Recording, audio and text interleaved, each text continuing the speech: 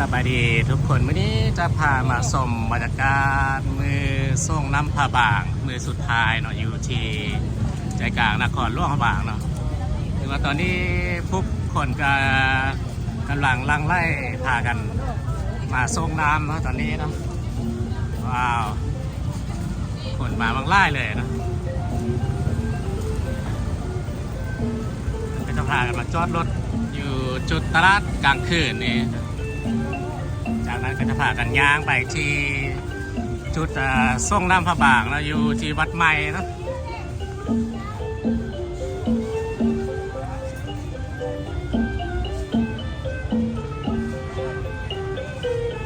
มื้อนี้เป็นมื้อสุดท้ายแล้วคนก็จะไล่เนาะเพื่อนก็จะอนุญาตให้รถส่งเพียงแต่3 มื้อเท่านั้นนะ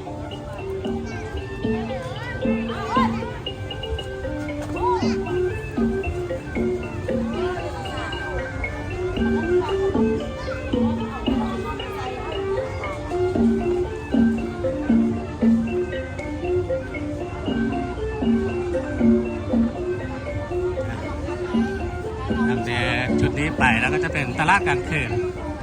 ซึ่งว่าตอนนี้มันก็กลับมาเปิดปกติแล้วนะหลังจากที่เริ่มฉลองปีใหม่ลาวอยู่เส้นกลางนี่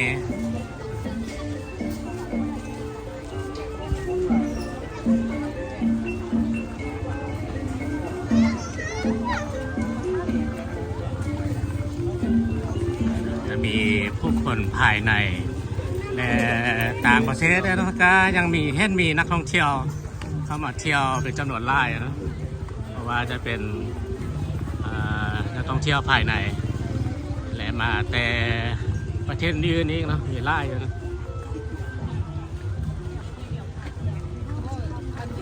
โดยเฉพาะก็จะเป็นคนภายในนะวันนี้นะเขาจะมาหดส่งน้ำพระบาง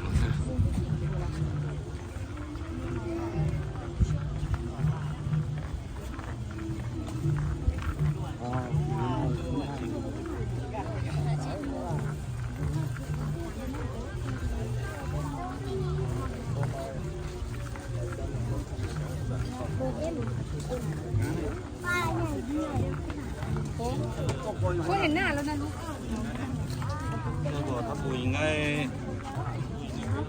แต่ว่าตอนนี้อากาศก็เริ่มร้อนแล้วเนาะอยู่ที่นครหลวงบางเนี่ยคาดว่าจะร้อนจัดเลยไปพอประมาณเดือน6ประมาณนี้เนาะร้อนที่สุดน่าจะเป็นเดือน5เนาะก็คือเดือนหน้านี้นะ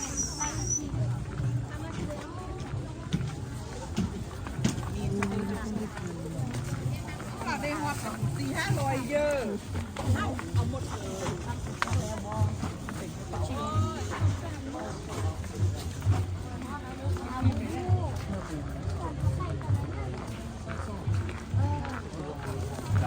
มันจะพากันหิ้วขั้นหิ้วโอนะก็จะมีทุบเทียนดอกไม้น้ำหดส่งเพื่อจะมาหดส่งพระบางนี่บางคนมันก็เกี่ยมมาแต่บ้านนะแต่ว่าบางคนมันก็มาซื้อเอาอยู่จุดวัดใหม่นี่เนาะจุดที่ว่าเป็นฮอตส่งนี่มันก็มีให้นะสำหรับผู้คนที่มาเที่ยวหรือว่าไม่ได้เกี่ยมมาแต่บ้านนะ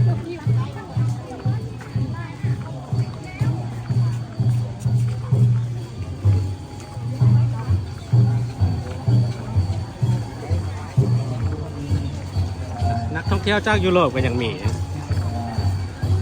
ก็เห็นมีหลายเยอะมีแต่มาแต่ประเทศจีนนะไทยประเทศไทยประเทศเพื่อนบ้านก็ยังเห็นมีนะแล้วก็ประเทศอื่นๆอีก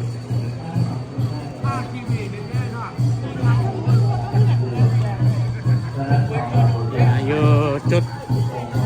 ข้างหน้านะมันจะมีค่ายดอกไม้มีดอกไม้ทุบเทียนเป็นดอกจำปาเนี่ยจำปา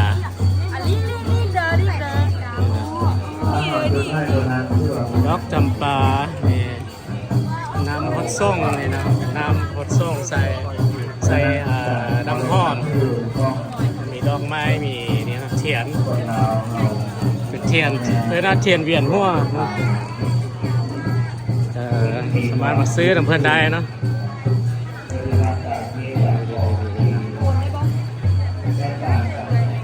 ได้นะดอกไม้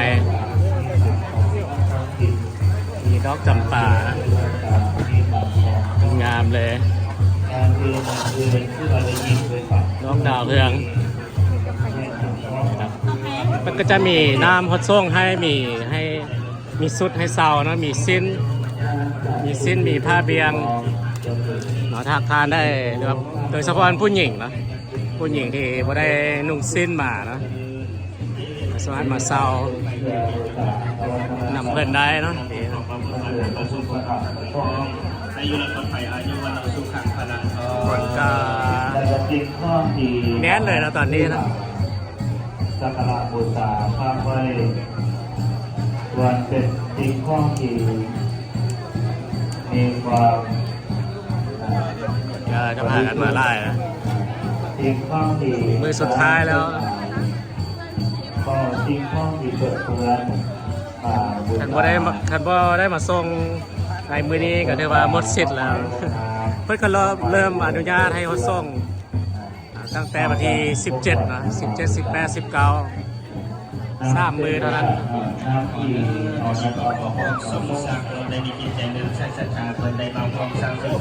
ส่งแล้วก็สามารถมาเฮ็ดบุญมาบริจาคร่วมบุญทำเพื่อนได้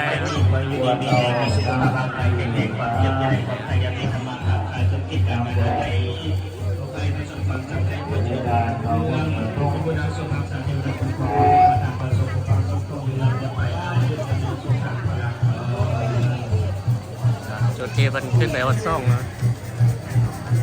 แต่ว่าก่อนจะขึ้นไปวัดซ่งเนาะจะต้องได้มาได้ทูบได้เทียนนะบูชาอธิษฐานต่อหน้าพระบางก่อนเนาะจึงขึ้นไปวัดซ่งแนะนำบอกเราบางคนก็อาจจะบูบู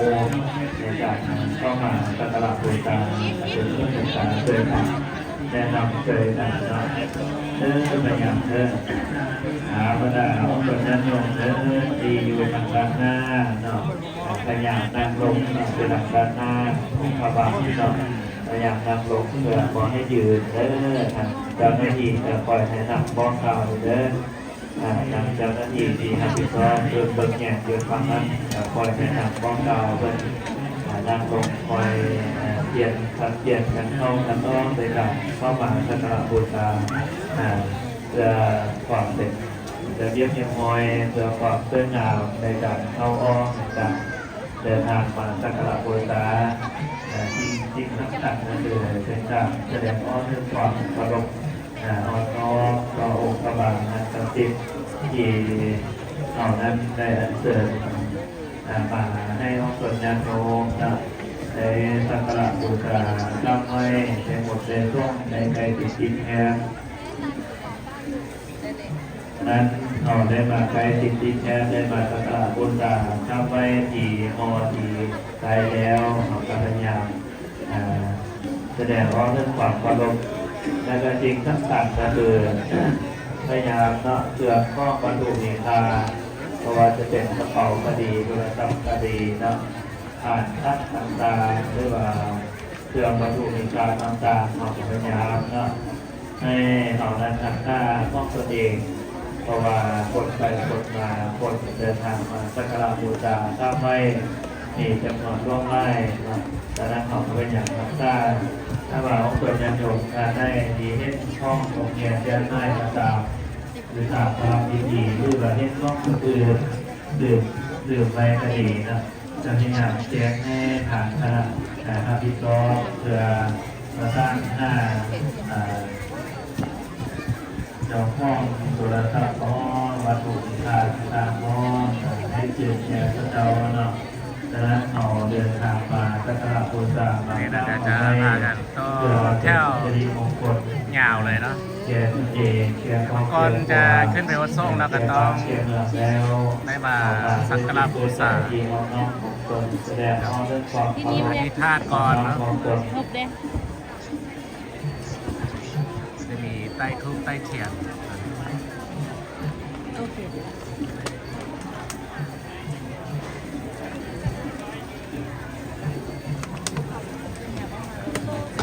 นั้นจะได้ก็ความพอใจพอเมื่อเนาะแล้วเอาตัวยังโยมเอาไปแล้ว ตอนนี้ก็ประมาณ8 โมงแรกนะก็จะมีผู้คนหลังไล่กันมาประยุทธ์เลยตอนนี้ทวันแน่นเลยนะว้าว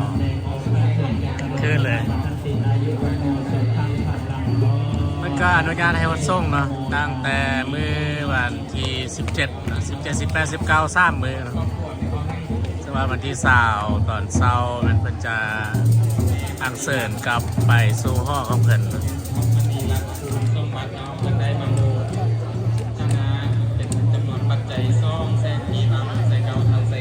คนส่งแล้วจะสามารถโมทนาทางนำเพิ่นได้มีแต่ความสุขความเจริญเด้อสาธุโมทนาต่อมาในครอบครัวที่เฮาให้ของวันเชียงมาโมทนาเดือน5ใส่ของพี่สาธุประโยชน์ทางแก้วกันที่จะรับเด้อจัตตาโลสมาวตัตติอายุวันโอสุขังพระลังนันเดกอภักเอิญสาธุสาธุอนุโมทนามิ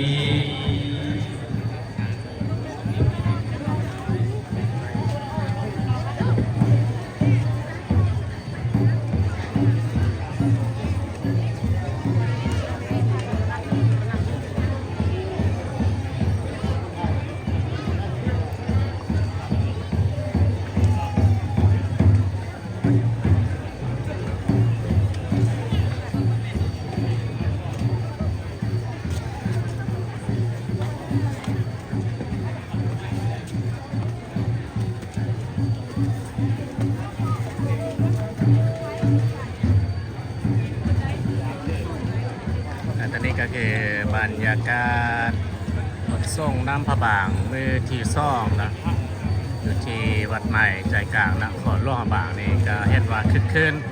และมีผู้คนมารถส่งเป็นจำนวนหลายเลยเนาะโอเคนะบริษัทก็จะขอลาคลิปนี้เนาะไปเพียงแต่ตอนนี้ก็ขอขอบใจทุกท่านทุกคนนะที่เข้ามาชมและติดตามมาตลอดแล้วเจอกันใหม่ในคลิปต่อไปโชคดีปีใหม่ลาวทุกคน ก็เคยคิดกันนะ ตอนนี้ก็ประมาณ8 โมงแล้วเนาะคนมาคนละร้อยเนาะแน่นเลย แชร์ของกันด้วยในระบบผลการดำเนินการก็ใส่ส่วนที่เราก็ใส่ของที่เราก็เป็นการที่บนนี้จงเป็นด้วยการด้วยการภาษาของเหมือนกันคือส่วนผสมเป็นบทเรียนเขาได้เอาตัวมาศึกษาสิ่งของในงานสิ่งของการพัฒนาคนเป็นศึกษาที่ได้ออกเดินทางมาในการดูการดูแลของการขอทุกการที่เข้าในทางทั้งปวงมาบวชเป็นผู้สมบัติกับสมบัติการเป็นข้องระเบิดอีกซึ่งปราศนาทั้งหมดแล้วนั้นเป็นสิ่งที่เข้าใจต้มมาเป็นบทจำที่เขาจะทำมาเขายิ่งคอยยินดีในบุญกุศลที่เขาได้ทำดีก็คือว่าทำมาเนี่ยเป็นเช่นเดียวกันมาสร้างสรรค์อนุโมทนาแล้วก็บุญสำเร็จด้วยกันก็นี่เราควรเป็นส่วนกุศลอยากให้เราต้องควรเป็นตัวของที่ต้องมาทำความดีนี่ก็เป็นการมาแทนผลเราได้ยินได้ง่ายเวลาที่ผลอื่นเขาเวลาเอาสร้างบุญสร้างกุศลแล้วอย่างวันนี้ถ้าว่าผ่านแล้วผ่านเลย1 เวลา2:30สร้างอย่างวันนี้นะถ้าว่าผ่านแล้วก็ผ่านเลยจะบ่มีการดึงกลับขึ้นมาได้อีกดังที่ว่าวันนี้นี่แหละถ้าว่าผ่านวันนี้ต้องมืออื่นก็คือไปแล้วเป็นอาราธนาจนตัวแทนบาลังก์ของกันแล้วเราก็จะมีโอกาสได้ต้องอีกเลยเนาะกว่าจะได้ต้องอีกกับปีหน้ามาถึงจะได้ต้องกับอีกครั้งไม่แต่ในวันนี้เราแล้วนะก็จงภูมิใจจงดีใจที่เราได้โอกาสอันดีงามนี้ได้หมดส่งในขณะที่เราลังนั่งทักกิโนโทตัวนั่งนับลงเราต้ององค์พระบางเขาก็ตั้งจิตอธิษฐานเนาะ ขอให้จิตใจของเขานี้ที่บกมุ่นอยู่ด้วยอากุศลธรรมทั้งหลายกิเลสที่มีอยู่ในจิตตสันดานของเขาคอยหมดสิ้นไปกับปีเก่าสังขารเอาปีใหม่เขาจะได้ตั้งใจคนความดีขอให้จิตของเขานี้จงบริสุทธิ์สะอาดอาตุจักอากุศลทั้งหลายมีแต่จิตตั้งอยู่ใน นี่มันก็มีเสียงโซกเสียงสี่นะหลังจากขนส่งน้ำพระบางแล้วเนาะเพื่อนก็จะพากันมาเสียงโซกเสียงสี่เสียงบดีเสียงไม้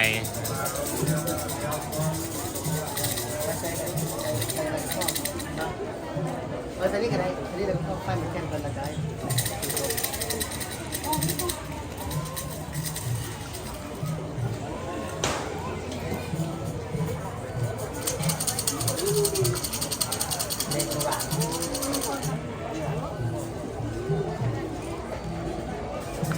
บรรดาเป็นญาติโยมที่เดินทางมาสักการะบูชาเนาะแล้วก็กองมาเมืองหันตาของสาโดยกันเนาะผู้ใดดีชื่อทุกน้ำมันดีชื่อต้องอย่างเตต้องไม้มันดีพยายามเอามาสักการะบูชาแล้วพยายามที่ทุกน้ำต้องอย่างนั้นกลับคืนเป็นที่กี่ก่อนขึ้นมาบางคนเนาะที่กี่ท่าที่เนื้อ